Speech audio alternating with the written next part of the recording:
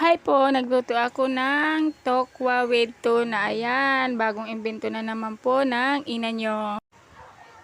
At ito na nga ang mga ingredients ng tokwa. Ang tokwa po ay binili ko lang sa maglalako ng taho.